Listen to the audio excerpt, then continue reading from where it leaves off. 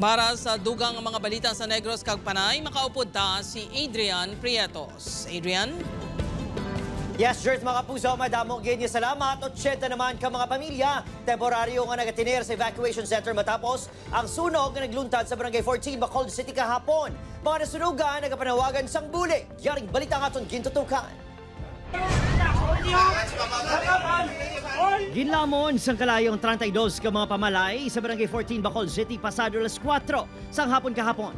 22 ang totally gutted. Sa sin nga video, makita nga ginatingwaan pa sang pila ka mga residente nga salbaron ang pila ka mga gamit.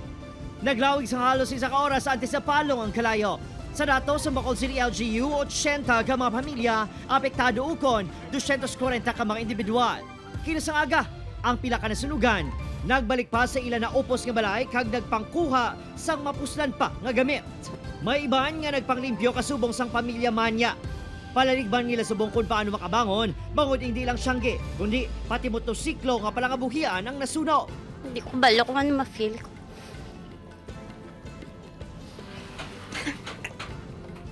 Especially bayo, wala kami bayo. Pagkaon and bayo, mananggit kay wala kami miski salang. Wala sang iba niya himata nga pwede maisara ng pamilya, gani nagahulat na lang sila subong sang bulig halin sa iban nga tawo. Mga bay kami kung sino ang may mabuting puso, mabulig sa amin. Ubos kita na. Lagi kami nadala. Nagwas investigasyon sa BFP nga wala na patay nga bombilya ang gitunaan sang sunog. Od nga ra kita sa peak sa aton nga summer season. So most of us laban-labang isa to nga panimalay ang aton nga appliances, especially ang mga electric fan, garani sa almost 24/7. So bantayan tigid naton, hindi kinaton pambayan nga ma-overheat ang ini nga mga appliances. Aminado ang ini nga pamilya sa ila kapaltahan. Ti ang suga.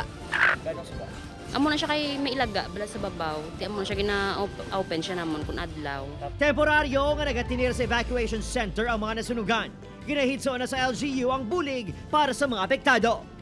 Nga i-fast track ang pag-release ng financial assistance. No?